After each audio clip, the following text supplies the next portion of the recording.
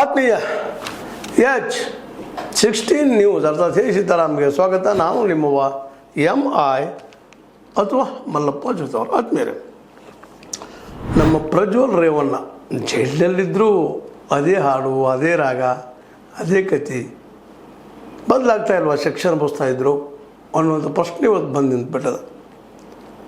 ಅವ್ರ ಮೊಬೈಲ್ ಸಿಕ್ಕದ, ಮೊಬೈಲನ್ನು ಹುಡುಕ್ತಾ ಇದ್ದಾರೆ. ಜೊತೆಗೆ ಇನ್ನೊಬ್ಬರ ಹೆಸರು ಕೇಳಿ ಬರ್ತಾ ಇದೆ. ಅದರಲ್ಲೂ ಮುಖ್ಯವಾಗಿ ವಿಚಾರಾಧೀನ ಕೈದಿ ಪ್ರತಾಪ್ ರಾಯ್ ಅವ್ರ ವಿರುದ್ಧ ಮತ್ತು ಈ ನಮ್ಮ ಪ್ರಜ್ವಲ್ರವ್ರ ವಿರುದ್ಧ FIR ದಾಖಲಾಗಿದೆ. ಮೊಬೈಲ್ ಸಿಕ್ಕಿದ್ದು, ಇನ್ನುಳಿದು ವಸ್ತುಗಳು ಸಿಕ್ಕಿದ್ದಲ್ಲ, ಇವರೆಲ್ಲ ಈಗ ಎನ್ಕ್ವೈರಿ ಮಾಡ್ತಾ ಇದ್ದಾರೆ.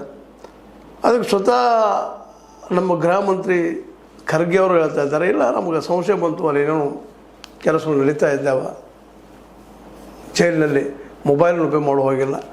ಅದಕ್ಕಾಗಿ ಒಂದಿಷ್ಟು ವಿಚಾರಾಧೀನ ಕೈದಿಗಳಲ್ಲಿ, ಅದರ ವಿಶೇಷವಾಗಿ ಬ್ಯಾರಕ್ಗಳಲ್ಲಿ ಒಂದು ಅವಕಾಶ ಮಾಡಿಕೊಟ್ಟಂಥ ಸ್ಥಳದಿಂದ ಈಗ ಜನರಿಗೆ ತಂದಿದ್ದಾರೆ ಅಂತ ಹೇಳ್ತಾ ಇದ್ದಾರೆ. ಏನೂ ಇರಲಿ, ಅದು ಏನಾಗ್ತದೆ ಪ್ರೊಸೀಜರ್ ಅನ್ನೋದು ನಡೀಲಿ.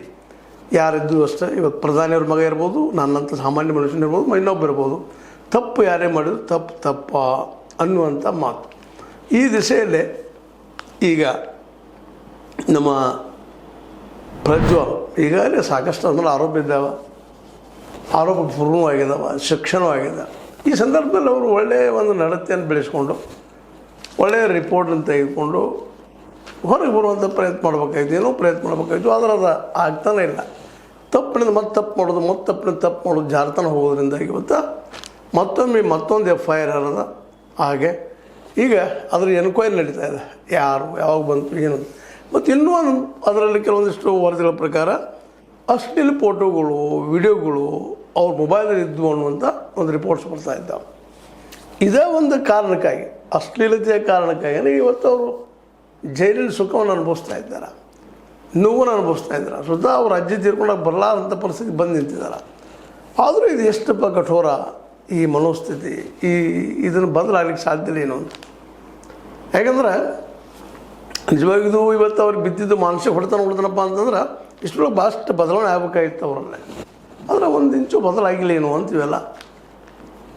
ಗೊತ್ತದ ಅವ್ರಿಗೆ. ತಿಳಗಿದ್ದಾರಲ್ಲ, ಒಬ್ಬ MP ಇದ್ದರು, ಮಾಜಿ MP, ಸ್ವತಃ ಮನೆಯಲ್ಲಿ ಪ್ರಧಾನಿ, ಮುಖ್ಯಮಂತ್ರಿ, ಅನೇಕ ಪೋರ್ಟ್ಫೋಲಿಯೋಗಳನ್ನು ಪಡೆದಂಥವರು ಲೀಡರ್ಗಳಲ್ಲಿದ್ದಾರೆ. ಸ್ವತಃ ಅಪ್ಪರು ದೊಡ್ಡ ಲೀಡರು ಅವರು. ಇದೆಲ್ಲ ಇದ್ದಾಗ ಇದೆಲ್ಲ ಆಗಬೇಕಾಗಿತ್ತ? ಇಷ್ಟೆಲ್ಲ ಶಿಕ್ಷೆ